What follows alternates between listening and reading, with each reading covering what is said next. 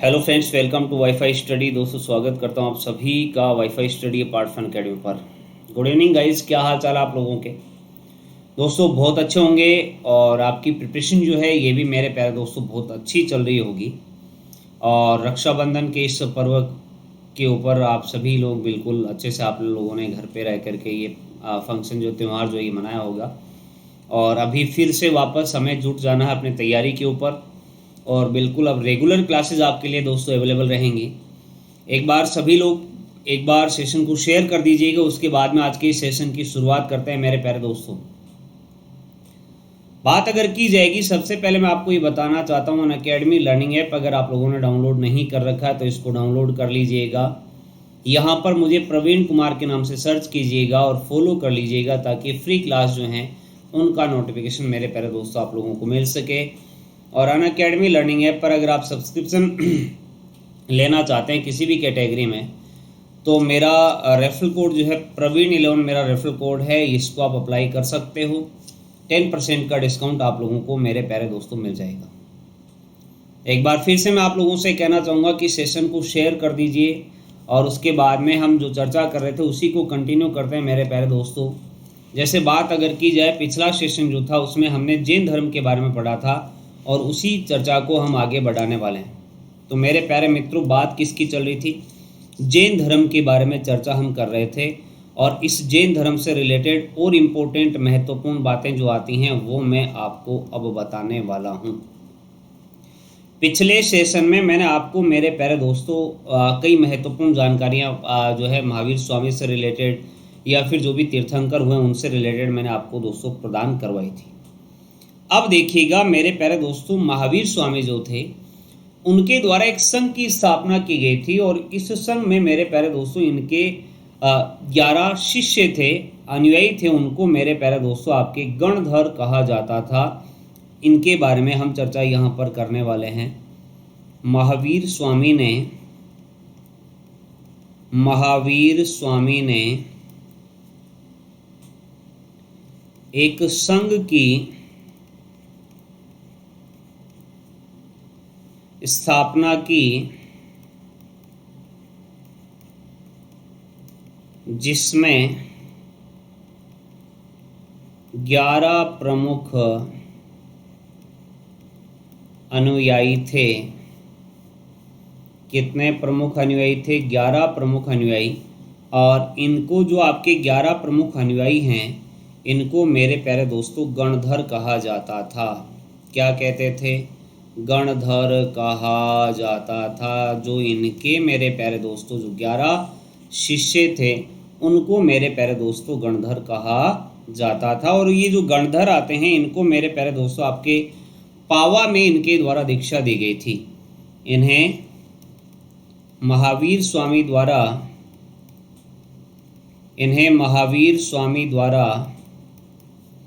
पावा में दीक्षा दी गई थी। किसके द्वारा? महावीर स्वामी के द्वारा। इस बात को आप लोग ध्यान में रखिएगा। तो अगर आपसे गणधर पूछता है कि गणधर क्या है तब आप कहेंगे कि महावीर स्वामी के जो 11 अनुयायी थे, प्रमुख अनुयायी, उनको मेरे प्यारे दोस्तों गणधर कहा जाता था। इसी प्रकार बात अगर की जाएगी मेरे प्यारे दोस्तों, आपके 10 गणधर जो आते हैं इनका देहांत तो महावीर स्वामी से पहले ही हो गया था। और महावीर स्वामी के देहांत के बाद में मेरे प्यारे दोस्तों आपके एक गणधर जीवित रहा जिसका नाम आता है सुधर्मन। ठीक है ना?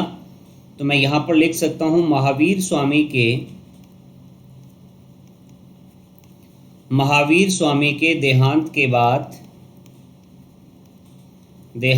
बाद केवल एक गणधर सुधर्मन ही जीवित रहा। इस बात को भी आप लोग ध्यान में रखिएगा। जो आपका गणधर जो जीवित रहा था महावीर के देहांत के बाद में उसका नाम क्या था? सुधर्मन इसका नाम आता है। आगे बढ़ते हैं, बात करते हैं मेरे प्यारे दोस्तों। आपको पता होगा कि महावीर स्वामी की जो पुत्री आती है प्रियदर्शना, उनके पति का नाम था जामाली और जामाली ही महावीर स्वामी के प्रथम शिष्य थे। ठीक है ना? तो मैं ऐसा लिख सकता हूँ यहाँ पर महावीर स्वामी की पुत्री प्रियदर्शना लिखना है, प्रियदर्शना के पति अर्थात इनके दामाद हो गए जामाली ही इनके प्रथम शिष्य थे। इनके प्रथम शिष्य थे। किसके प्रथम शिष्य थे मेरे प्यारे दोस्तों? मैंने आपको ये बताया कि आपके महावीर स्वामी की पुत्री जो आती है प्रियदर्शना, उनके पति जो आते हैं जिनका नाम आता है जामाली, और ये जो जामाली जो हैं यही मेरे प्यारे दोस्तों आपके प्रथम शिष्य बने थे महावीर स्वामी के। तो यहाँ तक कॉन्सेप्ट बिल्कुल क्लियर हो गया होगा मैंने जो बात आपको बताई है। आप साथ के साथ में एक बार सेशन को शेयर जरूर करते रहिएगा। मैंने आपको ये बताया मेरे प्यारे दोस्तों कि महावीर स्वामी जो है उनके द्वारा एक संघ बनाया गया था जिसमें कुल 11 अनुयायी इनके थे और ये 11 ब्राह्मण अनुयायी थे, और इनको मेरे प्यारे दोस्तों संयुक्त रूप से गणधर कहा गया। और महावीर स्वामी के द्वारा इनको पावा में दीक्षा दी गई थी। महावीर स्वामी के जीवन काल में ही 10 गणधर जो थे उनका तो देहांत हो गया, लेकिन महावीर स्वामी के देहांत के पश्चात केवल एक गणधर जीवित रहा जिनका नाम आता है सुधर्मन। इसका नाम आप लोग ध्यान में रखिएगा। फिर मैंने आपको ये बताया कि इनके प्रथम शिष्य जो आते हैं ये कौन आते हैं? जामाली आते हैं। और जामाली कौन थे? इनकी पुत्री जो थी प्रियदर्शना, उस प्रियदर्शना के ये पति थे। इस बात को भी आप लोग ध्यान में अवश्य रखिएगा। कॉन्सेप्ट क्लियर हो गया होगा, यहाँ तक कोई दिक्कत आपको नहीं होगी। चलिएगा आगे बढ़ते हैं मेरे प्यारे दोस्तों। बात अगर की जाएगी महावीर स्वामी के प्रथम उपदेश की बात हम अभी करने वाले हैं। महावीर स्वामी ने अपना प्रथम उपदेश जो है ये कहाँ पर दिया था, इसके बारे में भी आप लोगों को ध्यान में रहना चाहिए।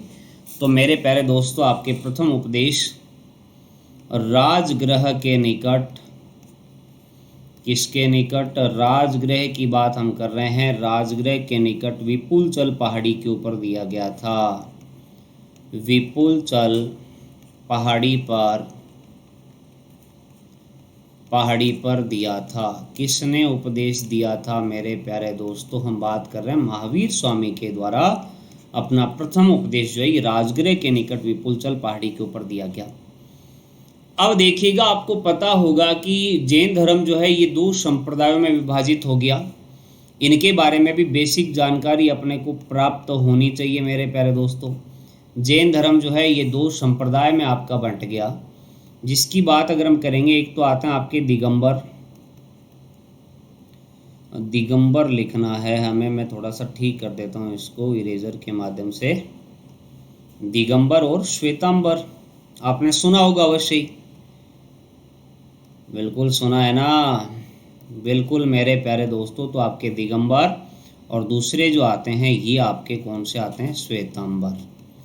ये जैन धर्म जो है ये मैंने आपको बताया कि भविष्य में आपके 2 संप्रदाय में विभक्त हो गया था, और ये दोनों संप्रदाय कौन कौन से हैं? दिगंबर और श्वेतांबर। इनके बारे में जो इम्पोर्टेंट बातें आती हैं उनकी कुछ बेसिक बातें मैं आपको यहाँ पर अभी बताने वाला हूँ। जैसे अगर हम बात करेंगे मेरे प्यारे दोस्तों आपके श्वेतांबर के बारे में हम चर्चा सबसे पहले करने वाले हैं। जो श्वेतांबर थे ये कौन थे? तो मेरे प्यारे दोस्तों आपके यहाँ पर इनका नेतृत्व जो है ये मेरे प्यारे दोस्तों आपके स्थूलभद्र के द्वारा किया गया। स्थूल लिखना है, स्थूल नहीं लिखना है, तो इरेजर से इसका भी मामला सेट करता हूँ मैं।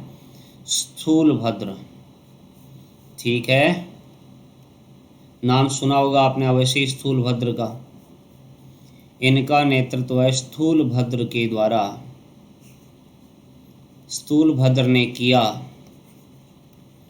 और दूसरी इम्पोर्टेंट बात क्या आती है श्वेतांबर के लिए? ये मेरे प्यारे दोस्तों जो है श्वेत वस्त्र धारण करते हैं। श्वेत वस्त्र धारण करते हैं। तथा और बात अगर की जाएगी मेरे प्यारे दोस्तों आपके महावीर स्वामी व अन्य तीर्थंकर जो आते हैं, अन्य तीर्थंकरों की पूजा करते हैं। मेरे प्यारे दोस्तों, इन्होंने पूजा करना प्रारंभ कर दिया। जो और श्वेत वस्त्र मैंने आपको बताया कि इनके द्वारा धारण किया गया, तो इस बात को आप लोग ध्यान में रखिएगा। नेतृत्व किसके द्वारा किया गया था? स्थूलभद्र। इसका मतलब जो दिगंबर आएंगे उनका नेतृत्व कौन करेंगे? भद्रबाहु करेंगे। आपको पता होगा मगध में अकाल पड़ गया था। अकाल के समय भद्रबाहु के नेतृत्व में कुछ जैन मुनि जो थे, ये जैन आचार्य जो थे, ये मेरे प्यारे दोस्तों आपके दक्षिण भारत में चले गए थे। कर्नाटक के स्वर्ण बेलगोला की बात आती है। जब चंद्रगुप्त मौर्य मैंने आपको पढ़ाया था, तब भी मैंने इसके बारे में आपको बताया था कि चंद्रगुप्त मौर्य ने अपने जीवन का अंतिम समय जो था वो भी कर्नाटक के स्वर्ण बेलगोला में बिताया था।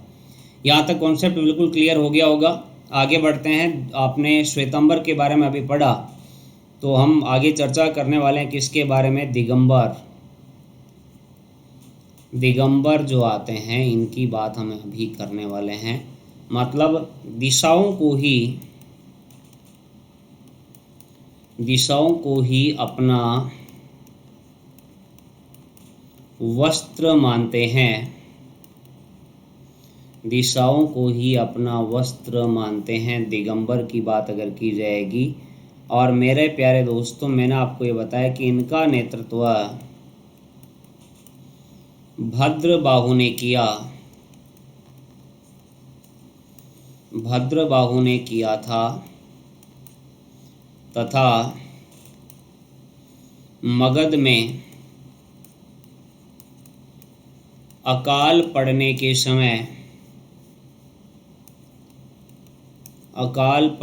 समय ये कर्नाटक के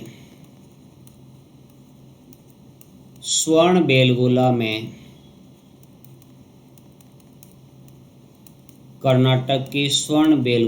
चले गए थे।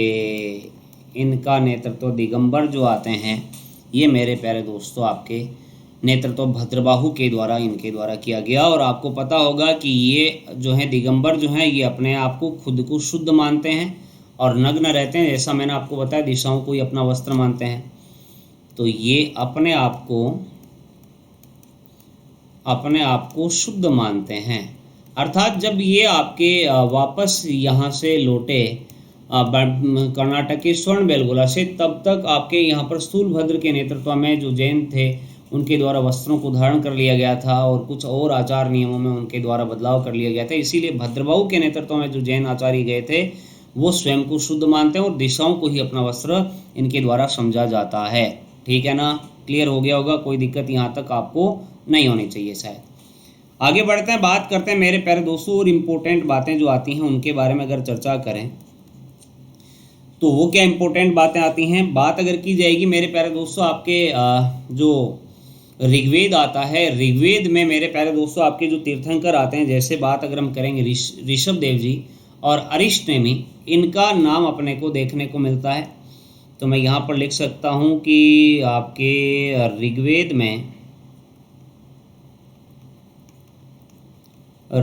लिखा है मैंने यहाँ पर। ऋग्वेद में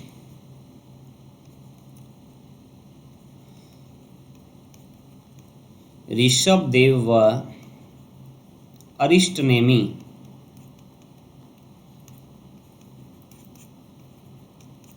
का उल्लेख मिलता है। ऋषभ देव और अरिष्टनेमि जो तीर्थंकर हुए, उनका उल्लेख अपने को मेरे प्यारे दोस्तों ऋग्वेद में प्राप्त होता है। इस बात को भी आप लोग ध्यान में रखिएगा। आगे बढ़ते हैं, बात करते हैं मेरे प्यारे दोस्तों आपके आजीवक संप्रदाय के संस्थापक मखालीपुत्र गोशाल महावीर के समकालीन थे। अब ये प्रारंभ में तो साथ में ही थे, लेकिन मेरे प्यारे दोस्तों बाद में महावीर से किसी बात को लेकर मतभेद हो गया, जिसके कारण दोनों बाद में अलग अलग हो गए और मखालीपुत्र गोशाल के द्वारा आजीवक संप्रदाय की स्थापना मेरे प्यारे दोस्तों की गई थी। आजीवक संप्रदाय का अनुयायी मैंने आपको बताया था किसको, जब हमने मौर्य साम्राज्य की बात की थी, तब मैंने चंद्रगुप्त मौर्य का पुत्र जो आता है बिंदुसार, उसको इसी आजीवक संप्रदाय का अनुयायी बताया था। ये आपको ध्यान में होगा, ठीक है ना। आगे बढ़ते हैं, बात करते हैं मेरे प्यारे दोस्तों आपके जैन धर्म में आस्था रखने वाले शासक जो आते हैं ये कौन कौन थे। जिस प्रकार मैंने आपको बौद्ध धर्म से रिलेटेड जो शासक थे उनके नाम मैंने आपको बताए थे, तो इनके नाम भी आप लोगों को ध्यान में रखना है। तो सबसे पहले आप चंद्रगुप्त मौर्य का नाम लिख सकते हो आसानी के साथ में। चंद्रगुप्त मौर्य के द्वारा जैन धर्म को अपनाया गया था, बिल्कुल। इसी प्रकार मेरे प्यारे दोस्तों उदयन की बात आती है। बिंबिसार की अगर हम चर्चा करें, उदयन, बिंबिसार, आपके कलिंग राजा जो आता है जिसका नाम आता है खारवेल, इसका भी नाम उल्लेखित आता है, इसको भी आप लोग ध्यान में रखिएगा। इसी प्रकार अजातशत्रु, इनके द्वारा मेरे प्यारे दोस्तों आपके यहाँ पर जैन धर्म को समर्थन जो है ये प्रदान किया गया था। चंद्रगुप्त मौर्य, उदयन, बिंबिसार, खारवेल और अजातशत्रु, इनके नाम भी आप लोग अवश्य मेरे प्यारे दोस्तों ध्यान में रखिएगा। यहाँ तक कॉन्सेप्ट बिल्कुल आपका क्लियर हो गया होगा, किसी भी प्रकार की कोई दिक्कत आपको नहीं होनी चाहिए। आगे बढ़ते हैं, बात करते हैं मेरे प्यारे दोस्तों आपके जैन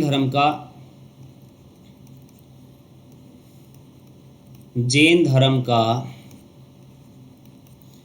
सबसे महत्वपूर्ण ग्रंथ जो आता है,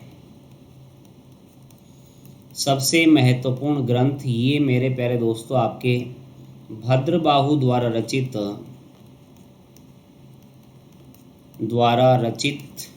कौन सा है, कल्पसूत्र। इसको भी आप लोग ध्यान में रखिएगा। कल्पसूत्र काफ़ी इम्पोर्टेंट है। ये किसके द्वारा रचित है, ये आपके भद्रबाहु के द्वारा रचित आता है कल्पसूत्र, इसको भी आप लोग ध्यान में रखिएगा। आगे बढ़ते हैं, बात करते हैं मेरे प्यारे दोस्तों और इम्पोर्टेंट बातें जो आती हैं उनके बारे में। एक होती है आपके यहाँ पर जैन धर्म की बात अगर हम करेंगे, संथारा का नाम आपने सुना होगा। संथारा या संलेखना, ये क्या होता है, इसकी बात अगर की जाएगी तो इसका मतलब होता है उपवास द्वारा शरीर का त्याग कर देना। ये मेरे प्यारे दोस्तों आपके संथारा या संलेखना। आपको पता होगा चंद्रगुप्त मौर्य ने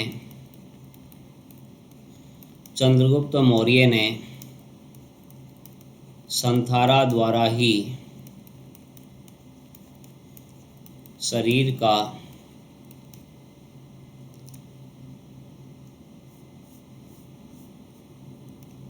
त्याग किया था क्या। अरे बिल्कुल मेरे प्यारे दोस्तों, हमने चर्चा की थी कब, जब मैंने आपको चंद्रगुप्त मौर्य पढ़ाया था तब हमने इसके बारे में बात की थी। संथारा या संलेखना पद्धति, ऐसी मान्यता है जैन धर्म में कि अगर संथारा या संलेखना मतलब उपवास द्वारा शरीर का अगर त्याग किया जाता है तो मेरे प्यारे दोस्तों आपके यहाँ पर सीधे मोक्ष की प्राप्ति होती है।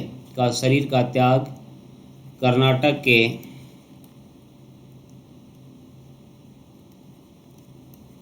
श्रवणबेलगोला में किया था।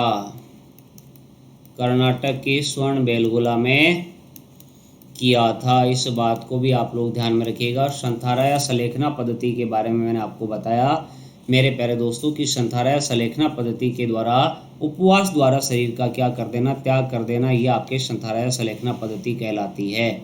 यहाँ तक मामला बिल्कुल क्लियर है। चलिएगा आगे बढ़ते हैं, बात को आगे बढ़ाते हैं मेरे प्यारे दोस्तों। और इम्पोर्टेंट बातें जो आती हैं उनके बारे में चर्चा करते हैं। जैसे प्रथम जैन संगीति की बात, 2 जैन संगीतियाँ भी हुई थी। प्रथम जैन संगीति,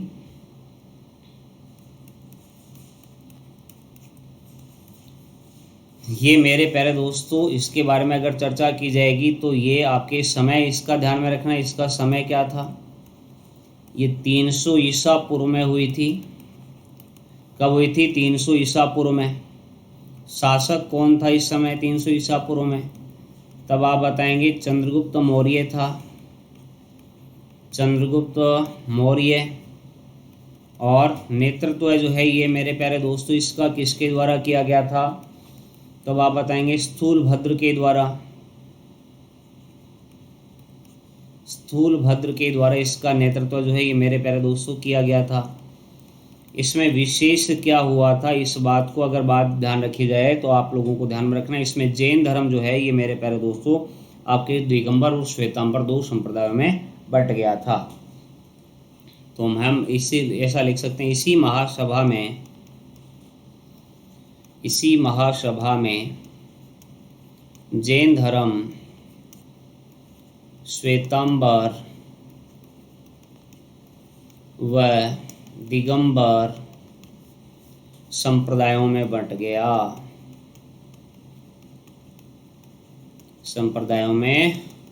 गया, कौन सा? ये जैन धर्म जो है मैंने आपको बताया आपके यहाँ पर किया गया। एक और इम्पोर्टेंट बात आती है, वो क्या आती है? वो ये आती है, स्थूलभद्र ने इसी संगीति में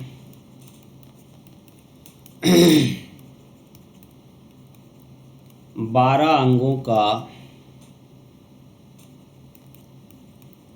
संपादन किया था। मेरे प्यारे दोस्तों, आपके यहाँ पर 12 अंगों का संपादन जो है ये मेरे प्यारे दोस्तों आपके यहाँ पर किया गया था। प्रथम जैन संगीति 300 ईसा पूर्व की बात हमने की।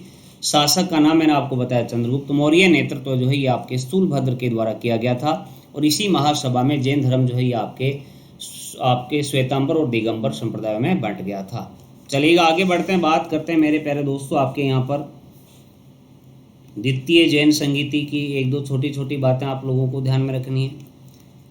द्वितीय जैन संगीति के बारे में हम डिस्कस कर रहे हैं, तो सबसे पहले बात कर लेते हैं मेरे प्यारे दोस्तों, इसका समय जो आता है ये क्या था?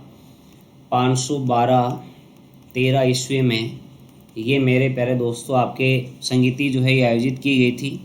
और स्थान की बात अगर की जाएगी तो स्थान मेरे प्यारे दोस्तों आपके गुजरात के वल्लभी में ये संगीति जो है ये आयोजित की गई थी।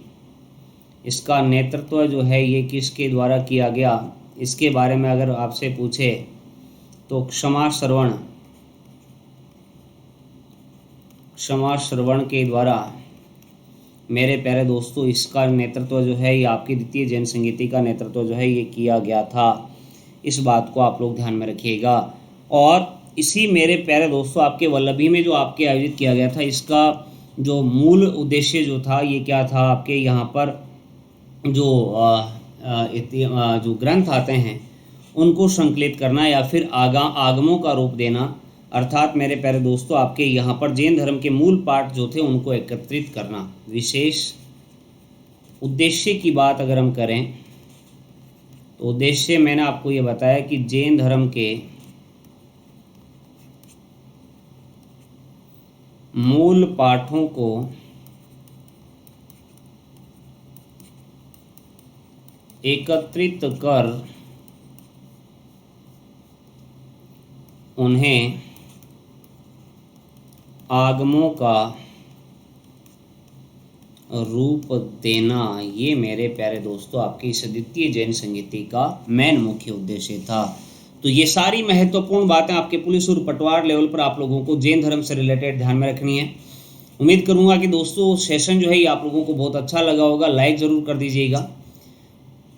अगर आप अनअकैडमी पे सब्सक्रिप्शन लेना चाहते हैं पुलिस पटवारी या आरएस या फिर एलडीसी या फिर किसी भी एग्जाम के लिए आरपीएससी कैटेगरी में, तो मेरा रेफरल कोड जो है प्रवीण11 आप लोग अप्लाई कर सकते हो। साथ में अगर आप रीट की तैयारी मेरे प्यारे दोस्तों कर रहे हो तो टेट कैटेगरी में आप सब्सक्रिप्शन ले सकते हो। कौन सी कैटेगरी में? टेट कैटेगरी में आप सब्सक्रिप्शन ले सकते हो। और रेफरल कोड आपको प्रवीण11 ही अप्लाई करना, जिससे 10% का डिस्काउंट आप लोगों को मिल जाएगा। ये मेरा दोस्तों टेलीग्राम ग्रुप है, अगर आप यहाँ पर नहीं जुड़े हुए हो अभी तक तो यहाँ पर भी जुड़ सकते हो। और ये था आज का महत्वपूर्ण सेशन। उम्मीद करूँगा कि दोस्तों बहुत अच्छा लगा होगा।